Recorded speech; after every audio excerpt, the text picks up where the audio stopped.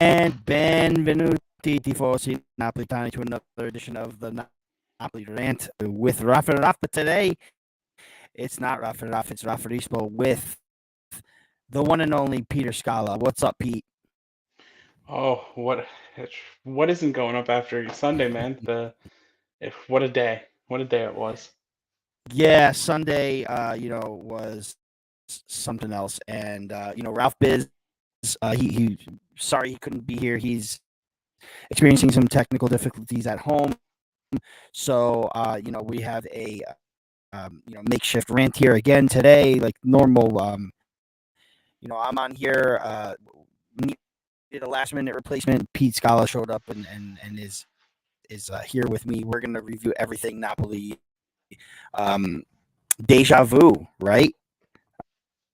We beat Juve again at the death and 1-0, 93rd minute this time. Same side of the field, same net, same side of the, same side was crossed in on. Just 5 years in a day to the day of this happening.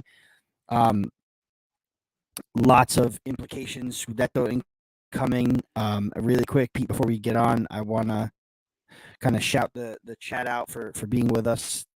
Thank God. This is the first comment of the day. It's from Tifosi Napoli, New Jersey Club. What's going on, guys? And it says, thank God it's just these two regular handsome guys and not those Milan guys this week. I completely agree with you. Antonio was in here, Saro Conte, and I just want to say thank you for everybody being in here. So, Pete, gosh, man, it's all happening. It's all happening. We get the winner late, like I said, a fiery last 10 minutes of the match. I feel like I'm going backwards, but we make substitutions, and it seems like the substitutions we made really just kind of lit a fire under the boys yesterday. Tell me what went through your mind well, first of all, how we started. Let's start from the beginning, right? We started the match, and Ndombele starts over Zielinski, and then obviously, Juan Jesus in for Rahmani, who's injured, Oliveira for Mayuri, who's injured. Take me through your thoughts with the starting lineup and what you were like thinking. You guys met up Tri-State Napoli Club at Something Napoli in Rutherford. Let me know what was going through your mind and the feeling that was in the restaurant. Well, in the restaurant, obviously, everyone was on edge and a little nervous. How not only how important the game was, but who you're playing. Obviously, any game against Juventus, the nerves are going to be intense there. As far as the starting lineups go, obviously, as most people know, I am a Zelensky fanboy, so I was upset not to see him start. However, I feel it was okay to reward Ndombele for his good performance he had in the Champions League, as well as obviously you have to start Lozano and Oliveira because there's nobody there now. Um, so I mean, you especially with how we know the game turned out, it's hard to complain about anything. Um, but I guess if out of the from the starting lineup, obviously Zelensky not starting was the biggest thing that stood out to me. Right. And Ndombele getting minutes. Um, I don't know. I was a little taken aback by it. It's an important match. It's all Juve. Always, always important no matter where you are in the standings. But this one had some implications, didn't it? So Ndombele gets to start. Not very.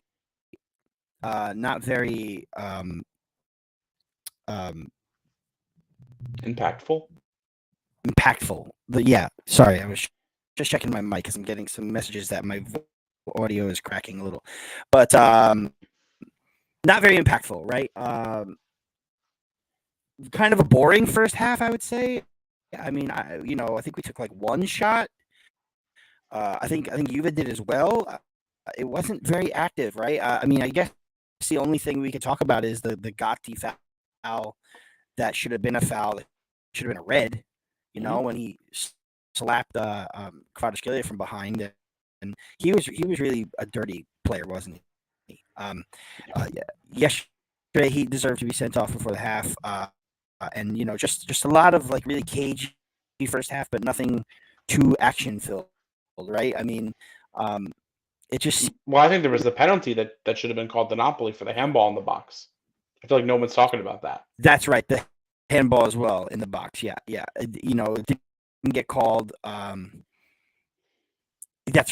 That's right, and it was just a lot of little things that the referee was missing, right? Mhm. And it was really just a really like nerve wracking first half. To go in to the locker rooms at 0-0 after the referees missed all those calls, it just seemed like it was going to be one of those days, right? Um, we make no changes in the half, and uh, kind of started out the same a little bit. I think just kind of cagey. Everyone's feeling each other out. I think Juve playing back and trying to capitalize on some mistakes that we make. You know, then we make the changes, right? I mean, Elmas comes in and Zielinski comes in for Chucky Lozano, who was it the first half where Chucky could have had a wide open Kvaratskhelia. He could have passed it, but took the shot instead, and Yep. that was a real chance that we had in the first half. That's another thing I didn't bring up. But what were you thinking about when listen, when Chucky takes a shot that he has, no problem. Like if he's got this opportunity to score, fine. But when you've got Kvaratskhelia wide open with nobody covering him, which is super rare these days because everybody's double, triple teaming him, you pass it to Kvaratskhelia. What were you thinking about that? Yeah, absolutely. I mean, I'm not one to complain when a player takes a shot. However, when there's such an obvious better pass that you could make, you absolutely have to make it. Um, it's borderline selfish. I mean, that goal could, if he passed it and Kavar did score, would have very much reminded me of the second goal in the first leg that Kavara scored. Osimhen had the ball in the box. If he would have shot the ball, he would have had every right to, but he made the unselfish pass to Kavara, who had the easy goal, made it 2-0. That's the type of things that separate uh, teams that win the Scudetto, the teams that just finish top four, is those little things. And Lozano all year has really left a lot to be desired, and to just continued to do so. Unfortunately, yesterday.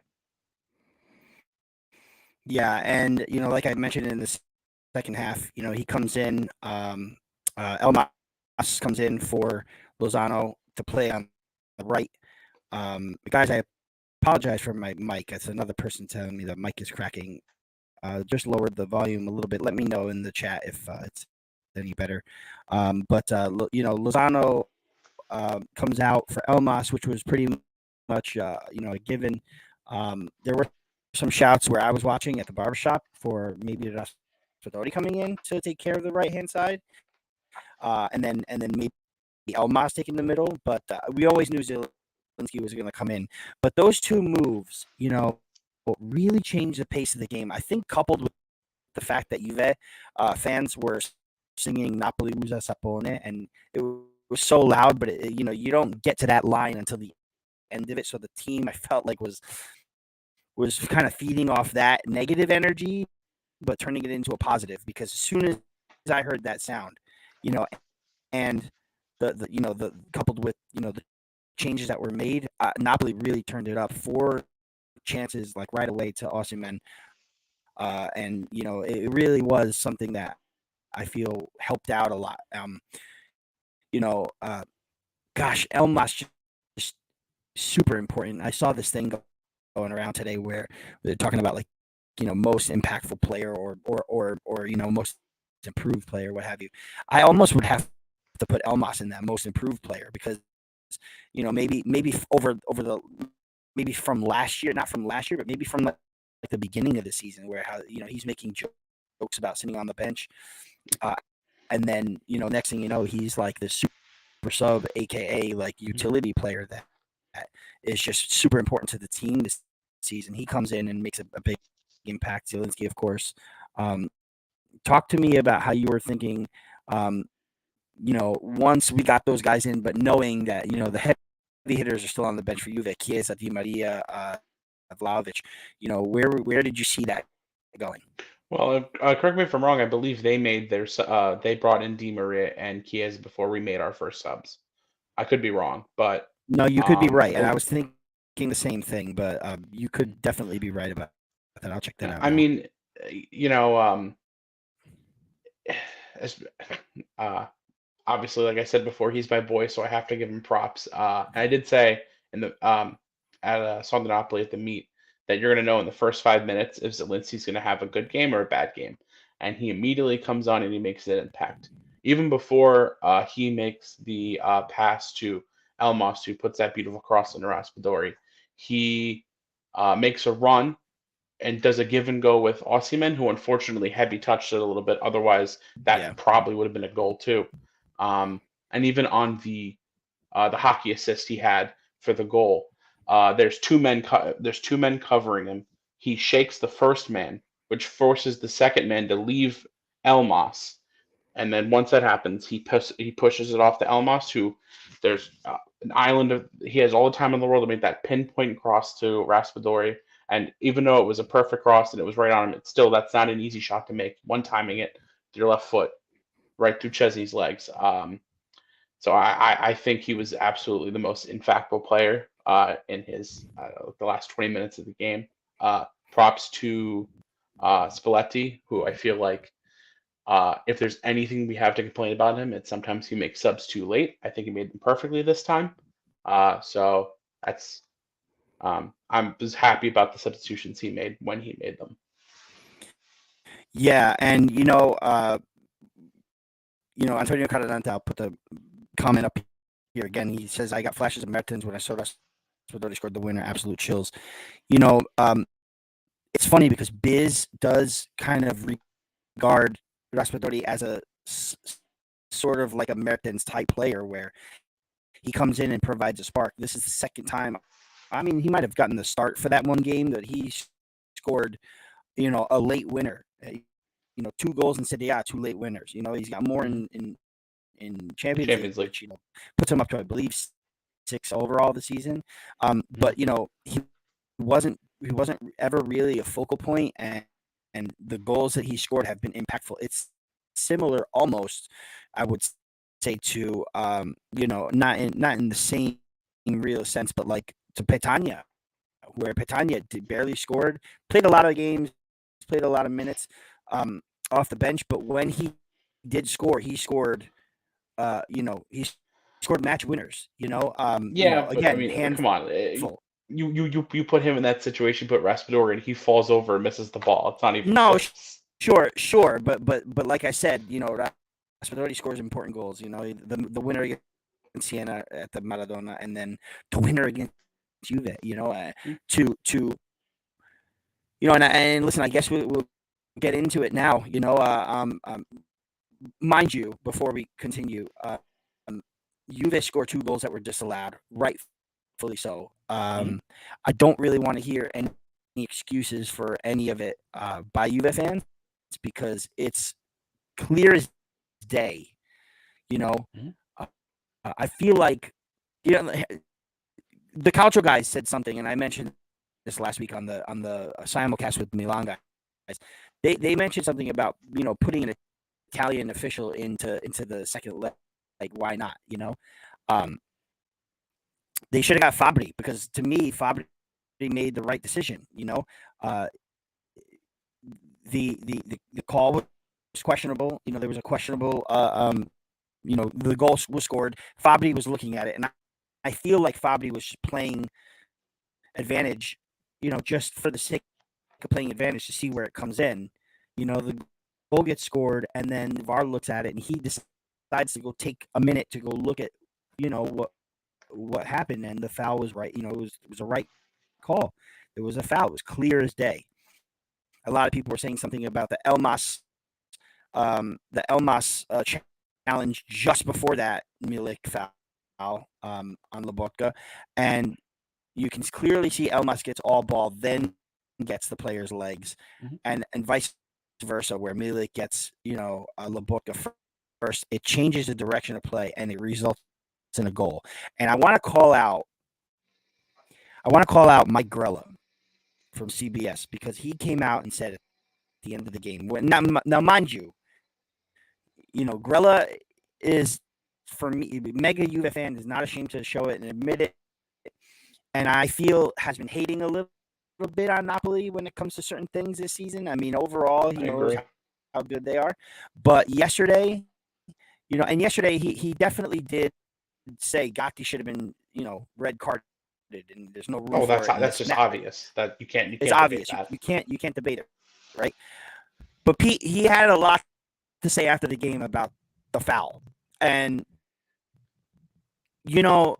he said something to the effect of, why should we be, this sport is gonna die because we're gonna stop, take our time to look at every single foul. There's challenges, there's hits, and there's collisions, and there's contact on every challenge. Why are we looking at every single challenge?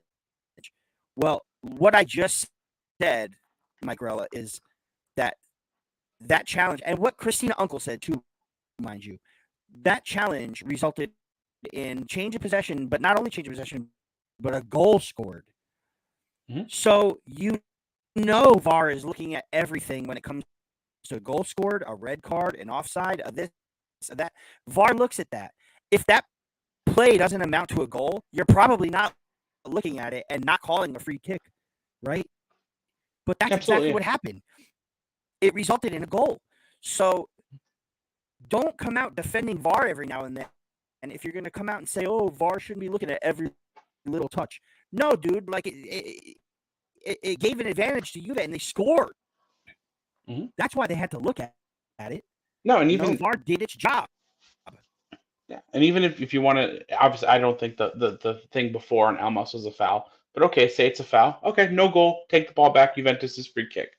But really, to what the only response I have to Mike Grella on that is, I don't know if you saw the video posted by IFTV. I forget his name. I think Ando, the Milan fan, when he posted the video of after Oh yeah, them Antonio, yeah. talking, and Antonio, and he had the tissue on Oh what's his yeah, for name when he was Marco. talking. Yeah, yeah. So, Mike Grella, I don't have a tissue to offer you, but I have this beautiful Juventus toilet paper. You could just you can have the whole roll and wipe all your Love it. tears about this foul. Um, like, I don't understand how you can complain about something that's so clear and obvious. It led to a goal. That's why they called it back. You're supposed to. That's the whole point of VAR. You're supposed to look at fouls leading to goal scoring opportunities. Yeah, it's the point, right? It's the point of If anything, where was VAR in the first half with the punch it wasn't even, it didn't just deflect on the fingers. It smacked the whole palm of his hand, and they don't even look at it. Where was VAR then? If you I want to want complain to. about it, where let's. Yeah, right. I want to shout out Dante DeSantis, who's in here. Thanks, Dante, for joining. Our resident Juve fan, who's probably one of my favorite Juve fans. It says, "Shout off. I was going to pull my hair out on Sunday. I was absolutely fuming. I'd love to know what you were fuming about, though. Was it, because I did see a couple of like pretty level-headed Juve fans out there saying they were upset with the lack of ideas that Juve had up until the substitutions, um, the lack of the lack of creativity. It took them a little while, right, with the Chiesa and Di Maria additions to kind of get it rolling. But that goal obviously was disallowed, and so was the goal that Ball Vlahovic across the scored. line. Ball definitely crossed the line. So a lot of people crying Mhm. about that. Dude, just go watch the replay. And then obviously Cuadrado, that's not a foul on any planet, dude. I saw someone else say something about contact. Like it's He initiated the contact, he if initiated the anything. contact. Like I understand if it was if Juan Jesus was making a motion to play a ball, but Cuadrado literally just went to tap Juan Jesus's leg and fell to the ground after Juan Jesus was doing nothing. Like if, like I said, if Juan Jesus was making a motion to the ball, 100% different story. Contact is contact, Mhm. right?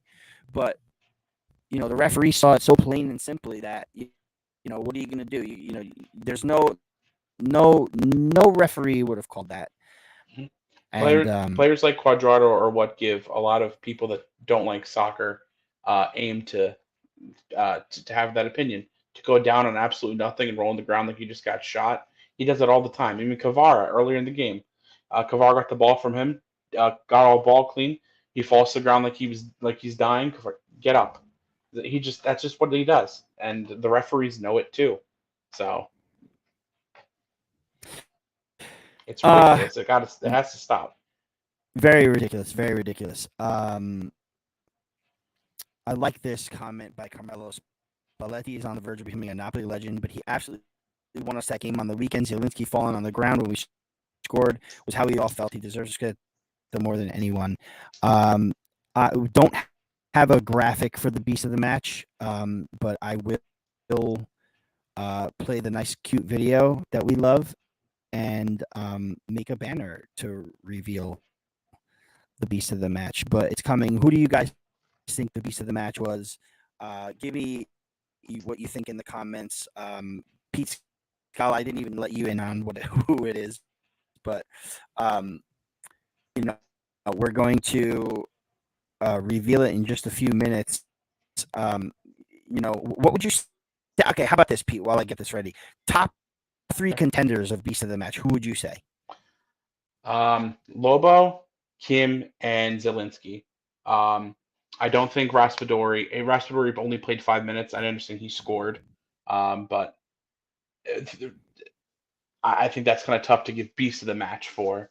Um, but so I would argue either Kim, Lobo, or Zielinski. Although to be fair, you can give it to Labaka every game. You can Sure. give him beast of the match if you wanted to.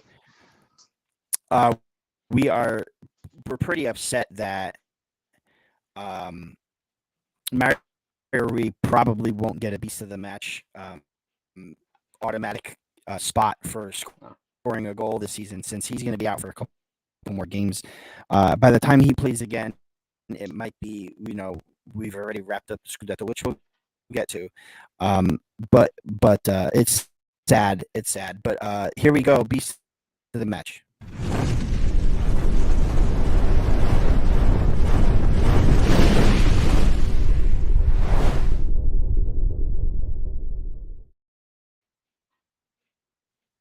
The bench.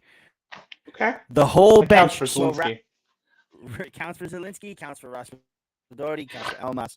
Um, so Biz and I, Biz's technical difficulties is the result of us not having a graphic as well. We will make one. We have been really stalling on Beast of the Match. We did have a few for the last couple games, but uh, the the simulcast with the Milan guys and certain things have been hindering us from getting proper beasts out. But we're going to get back to it. We're also going to nominate a beast of the quarter next week for quarter three, even though we're deep into we're getting into quarter four now. But beast of the match is the bench. I don't want to say, because we did have possession, we did have chances created.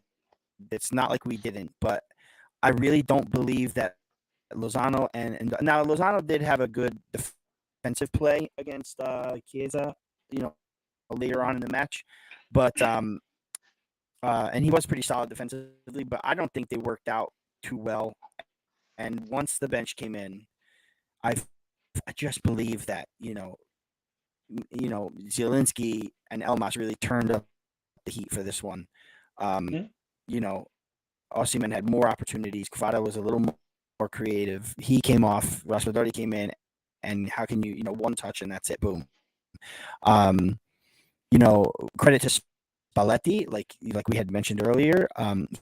He could have, I think he gets thrown into this bench also. He made, he assigned the bench and he put the bench to use. So maybe he gets thrown in as well in the graphic. But Mhm. um, um, you know, huge impact on the game, huge impact on the result, and huge for Napoli as we move towards the Scudetto. We Ralph, I had have a quick go question. ahead, go Does that ahead. mean Tommy Starr gets beast of the match too?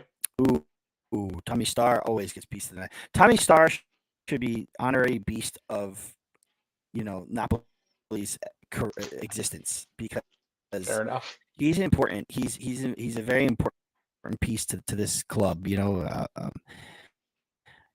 to have these characters, in the back to kind of keep everybody, happy and sane and stuff like that. Keep Also, it I light, think yeah. beast. You know who else should get honorary beast of the match? The Pullman driver after the game, from Naples, from Capodichino to back to Maradona, because that was some maneuvering around all those fans, and maybe also those Vespa motorists behind the bus. They should probably get a That video was so nomination cool. too. Dude, how cool was that video? I'm just waiting for someone just kind of like Fall over. and then cause a bowling pin, domino. Oh man. Yeah, guys. So honestly, this match is done. We beat Juve fourth time in history, mind you, that we did the double on Juventus. I don't even know when the last time we did that was. 2009, the 2009-2010 season. Oh, you're right. We That's beat right. them That's when 3-2 we beat them 3-2 in the first Turin. time. That's right. That was Jesus Datalo, wasn't it? No, was that Jesus No, Datalo? that was like.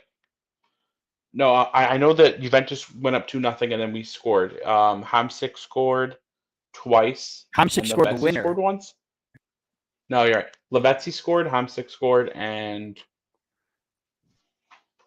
I'm just gonna look it up. I think it was Datalo who scored the 2-2. And that was his only goal against Juventus. Someone has to help us out here. But yeah, I completely forgot about that. That's crazy. I wonder what before that was. Did we do the double over them during one of the Scudetto seasons? We had. Oh, you're right. Marek Hamsik scored first, then Marek Datalo Hamsik scored first, then Datalo, then Hamsik again. Yes, that Hamsik winner from outside the box, right around the arc, bomb into the top corner. That was unbelievable. Down 2-0. I'll never forget watching that. Actually, we had to DVR that, and I watched it later, and that was amazing. I didn't know the result. It was fun. And then the next leg was I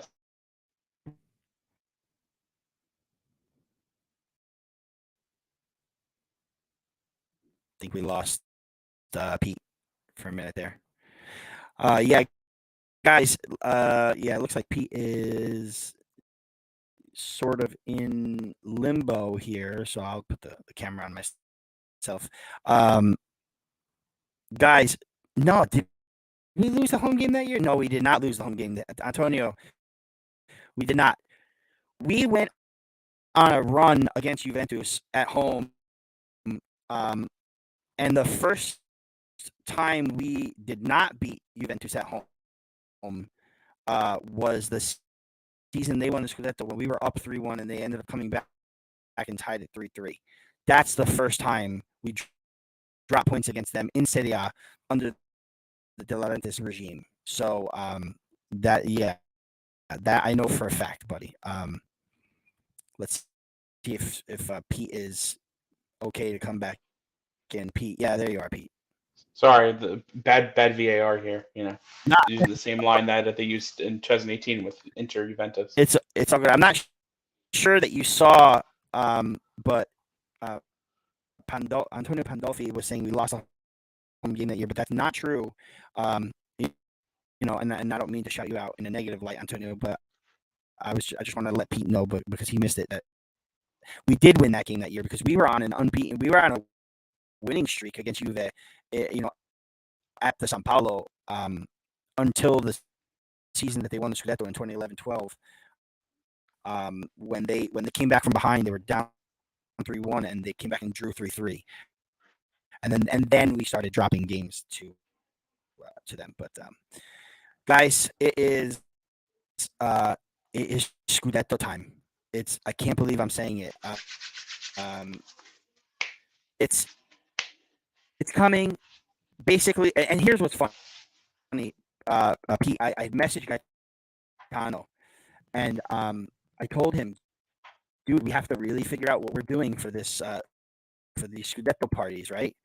And I told him about how if Napoli win and Lazio drop points to Torino, then another win against Salernitana and Lazio,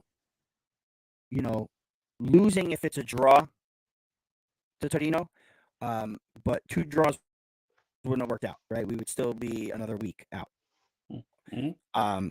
But they lose to Torino, and I told him that, and he called me almost instantly. He was like, Rafa, you called it. I can't believe it. Called me Rafa Stradamus, and all that stuff. This is it. This is it. We win against Salernitana on Saturday at 9. We wake up at 6:30 in the morning to watch Inter Lazio. And if Lazio can't beat Inter, Napoli are champions of Italy, and I'm getting teary-eyed just coming out of my mouth. Like, yeah. Talk to me. What are you thinking? Well, I mean, so many things are kind of going into it. Who would have thought Juventus getting their 15 points back very much benefits us. Inter, while they're in the Champions League still, their next Champions League game is, I think, like May 16th. So right now they are in either 5th or 6th place. I can't remember. So they have to start their starters. They can't afford to lose. No, this game. they play Inter play in the Champions League. Inter and Milan play on the 8th or the 9th, and then the second leg is on the 16th. Okay, but you still have a week break before the change. It's not like you play Sunday and then you play Wednesday. You still have time to rest your players. So Inter. Oh sure. Oh, Napoli do. Yes. No. Inter do for the game Inter Lazio. So Inter's going to play full strength. Against Lazio, they need to fight for the top 4 still. Well, Inter have Coppa Italia this week. Yeah, but I mean, when you have listen, Coppa Italia, it's a trophy. I get it, it's great. But when you're in 3, I'm just saying they're playing. They're playing. Okay. They're playing midweek, so okay. And it's Juventus, and they want to, and they want to. I'm telling you, Inter are going to come out for this one. Like I'm not. But are they going to risk top 4 for Coppa Italia? I don't think so. No, I'm not. No, they won't. They're going to rotate for that game for sure. But I guarantee you, because Lukaku's available, he's going to start. He's going to start, and he's going to play. At least come in maybe midway through the second half. But how miserable is that Saturday going to be? The game's at 9:00 at Saturday. Napoli's Sassuolo or Salernitana. If they win, the rest of the Saturday is going to be the most miserable time of our life. Those are just going to be waiting. Yeah, I know. I can't think. I don't even know what we're gonna do. Tifosi Napoli, New Jersey asks, why was May 3rd moved to May 2nd? Supposedly that's why Saturday game could be moved to Sunday. We'd love some clarity. It wasn't really moved. So the thing is when these matches are scheduled, or when they're announced, right? When the schedule is announced, they have a tentative date of, midweek is a Wednesday, and then weekend is a Sunday. So you'll see, like, before they actually set the time and dates. I'll put this back up just in case people are watching and don't understand what I'm talking about. So basically, he's asking why May 3rd was moved to May 2nd. So when the schedule was made, May 2nd was the date of the midweek or the Wednesday, right? If you saw, everyone was playing at 1:30 p.m. Eastern Standard Time on Wednesday, May 2nd. That's because Wednesday, May 3rd. That's because the fixtures were not the fixture time and dates were not set yet, because that's what Serie A does. They wait till their teams do what they do in Europe, and then they figure out the times and the dates. Maybe the stadium has something else going on. Things are tentative, right? So recently, they had decided that Napoli would play on Tuesday, May 2nd, against Udinese, while the rest of the league plays on Wednesday, and then there's a Thursday game as well. Um, the reason why they did that, I don't know. Why they picked Napoli to play on Tuesday, couldn't tell you. You'll never get any clarity from the league anyway. So You'll never get clarity from the league. I would. I mean, I would say maybe it has something to do with the other teams in Europe, but I guess I don't think it does. I don't know. Napoli was moved. They figured I guess they play Saturday at 9 a.m. They'll put them at Tuesday at 2, or what have you. And it's not a big deal to move, the game, I feel. But they don't, I don't know. They do what they do, right? I don't know. The point is this, right? I would much rather watch Napoli. They're never going to put them together at 6:30 because that's just not what they do, right? I'd much rather them move Napoli to Sunday at 9, right? Let Inter Lazio play out, then we play our game. It's not like, yes, the two teams are, the Lazio has implications on what happens with Napoli Scudetto, but it's not like they're playing for. It's not like it's the last game in the group stage where, results would, because it's not going to do anything for Lazio. Lazio, they'll win, and it's not like they'll have a fighting chance to win it next week. You know what I mean? yeah. So let them play their game and move Napoli to 9 o'clock. I don't understand why they can't just move Napoli to 3 o'clock in the afternoon on Sunday. What day of the week is that? The 30th, right?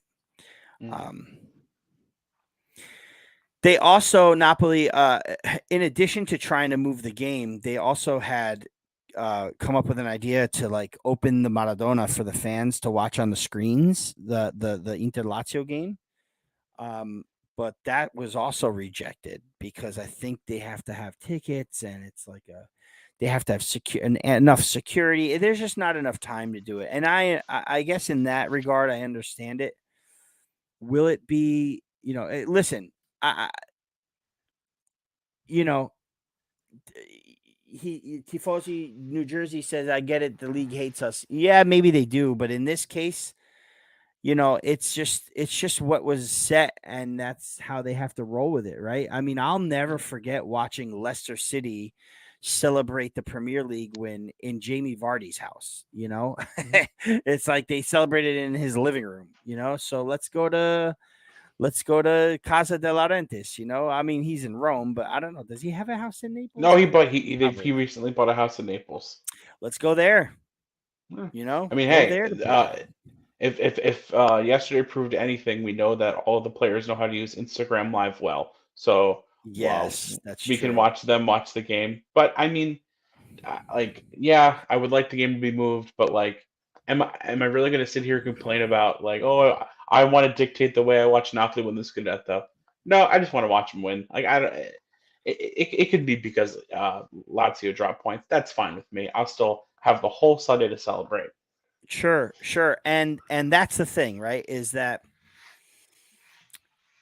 selfishly, I want to watch with my friends, my companions, the club, the this, the that, right? I want to get together to do that, but we're gonna do that anyway. I want to say May 7th we're working on something for a big like celebration. That was supposed to have been one of the days. It still could be one of the days. It's not. I mean, Napoli's not losing to Salernitana. I don't care who says what. But if Napoli end up like losing and drawing, or maybe I think even drawing both matches, um, and Lazio win too, then it does come down to that May 7th game. So I you know, I know everyone's going to be at the Maradona Saturday to watch Napoli beat the tar out of Salernitana, and that'll be cool. But I would much rather like suffer through two draws while Lazio win two games to be able to watch Napoli win a game against Fiorentina or like even draw, because at that point I think it's just a draw they need. I want it this weekend. I waited. Yeah. Okay. I'm 28 years old. I've waited 28 years. I don't want to wait anymore. I want it this weekend. I don't mind watching Lazio. I don't mind watching Inter Lazio at 6:30 in the morning with everybody and celebrating then. As long as we all get to celebrate together. That's another thing, man. Like I can't like, and I told everybody this. I can't. After all this time, right now, I was 7 when we won the Scudetto. Okay, I barely remember it, but I remember some parts of it. After all this time, after everything we've been through, I will not be standing behind my barber chair cutting someone's hair as Napoli are crowned Scudetto winners. It's not happening. It will not happen. So come hell or high water, we're going to be celebrating this thing, and it's going to be great.